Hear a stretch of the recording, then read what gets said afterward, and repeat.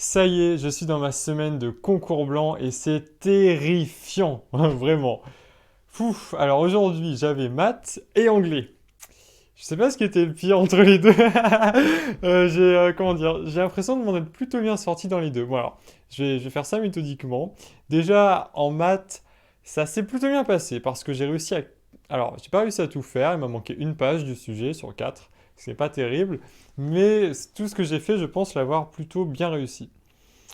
Donc, ça va, je suis à peu près content. Par contre, en maths, je mets vraiment trop de temps, mais ça, c'est pas possible, vraiment. J'ai passé quoi, 1 heure et quart à faire des limites. Là, le premier exercice, vraiment, j'ai passé un temps fou dessus. Mais bon, je pense que ce que j'ai fait, c'est juste. Donc, bon, je sais pas si c'est le plus rentable en termes de temps, points, etc. Mais bon, enfin, on verra ça. Les maths, donc voilà, plutôt bien passé, mais je peux vraiment mieux faire. Après, les maths, je m'étais vraiment préparé pendant longtemps, je vais dire, ça fait quoi, enfin, ça fait un peu plus d'une semaine que je bosse vraiment quasiment que les maths. Donc, je suis assez content d'avoir plutôt bien réussi parce que je pense que j'ai réussi à remobiliser pas mal de choses. En revanche, il faut vraiment que j'améliore ma vitesse, voilà, d'exécution. Autre chose, bon, on avait anglais. Alors, regardez ce que j'ai mis pour l'épreuve d'anglais. Taking business to the moon. Je me dis que ce serait d'un petit peu bon goût de prendre ça pour passer l'épreuve d'anglais, voilà. Et ça s'est plutôt bien passé. Alors, c'était, comment dire, j'ai assez mal géré mon temps, forcément, comme d'habitude, voilà. J'ai passé 1 heure sur le premier texte, 1 heure sur le deuxième texte, 1 heure sur la question 1, 1 heure sur la question 2, voilà, comme ça c'est très clair.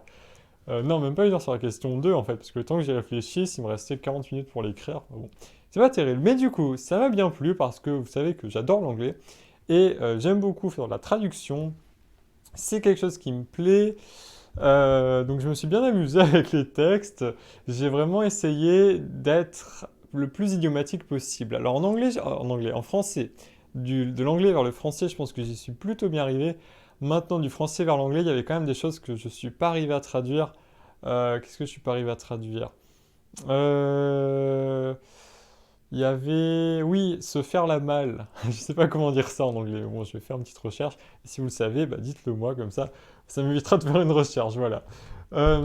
Sinon, ouais, sinon c'était ça. Et puis après, on avait des questions sur la politique au Royaume-Uni et aux États-Unis. Et c'était, on avait un texte un petit peu pas très sympa, vraiment, un texte qui était un petit peu flou, qui parlait d'une part alors il faisait un petit peu l'historique, il parlait de l'effacement des alternatives idéologiques, en particulier après la chute du communisme, de l'Union soviétique, je devrais dire, et, euh, et de leur réémergence récemment avec l'émergence de nouvelles idéologies qui disloquent le traditionnel, comment dit-on, divergence.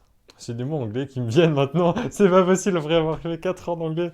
Voilà, divergence gauche-droite et plutôt dans une optique de division haut-bas, enfin voilà.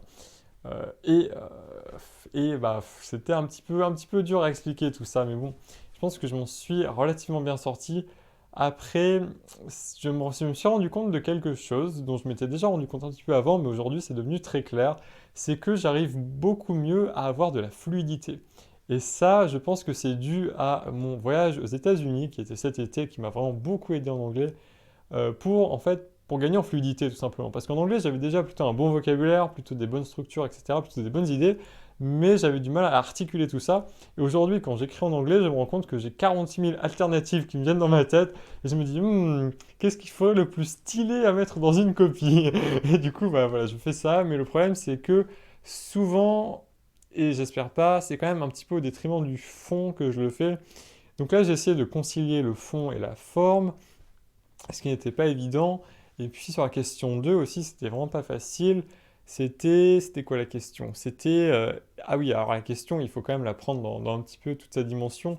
C'était le temps est-il venu comment il disait ça, pour un shake-up dans les partis traditionnels historiques. Enfin, voilà. Faut-il un shake-up, quoi? Enfin voilà. Ce qui n'est pas forcément évident à traiter parce qu'il faut évidemment pas le traiter comme une bête question de divergence gauche-droite, nouveau parti, etc. Mais il faut aller un petit peu plus loin. Et bon, en plus, en 250 mots, c'était assez court. J'ai pu parler, j'ai pu glisser 2 idées par paragraphe. Et puis, c'était fini. En plus, j'ai essayé de filouter un petit peu sur le nombre de mots. J'espère que ma professeure d'anglais ne verra pas cette vidéo. Parce que j'étais vraiment à la bordure des 275 mots, hein. Enfin bon, voilà. Enfin, sinon, ça s'est bien passé. Demain, j'ai ESH. Ça va être une catastrophe absolue parce que je me sens vraiment pas prêt là pour le SH, vraiment. On ne sait pas en plus sur quoi ça va tomber. Est-ce que ce sera sur le financement de l'économie? Est-ce que ce sera sur les entreprises? Est-ce que ce sera entre les deux? Et en plus, notre professeur sait faire des sujets qui font mobiliser tout sans qu'on s'en rende compte, vraiment.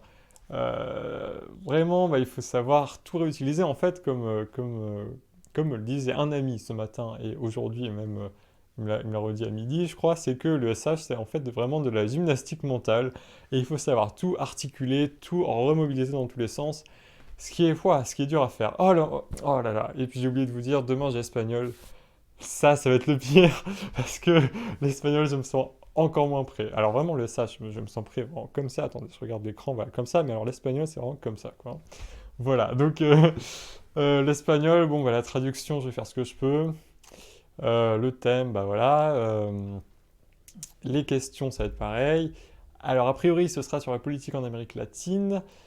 Je suis pas tout à fait au point là-dessus. Je suis plutôt au point sur le Chili, sur l'Argentine, ça va pas le faire du tout. J'espère qu'on n'aura pas un sujet sur l'Argentine parce que j'ai pas grand-chose à dire dessus à part parler de l'inflation. Mais bon, c'est pas avec inflation qu'on fait 250 mots, quoi. Non, je crois que c'est 200 mots. Je sais plus. Enfin bon. J'espère que vous avez passé une bonne journée. J'espère que vous n'avez pas eu de concours blanc aujourd'hui. Et puis, on se dit à demain pour un autre récap sur ma journée de concours blanc. Allez, à bientôt.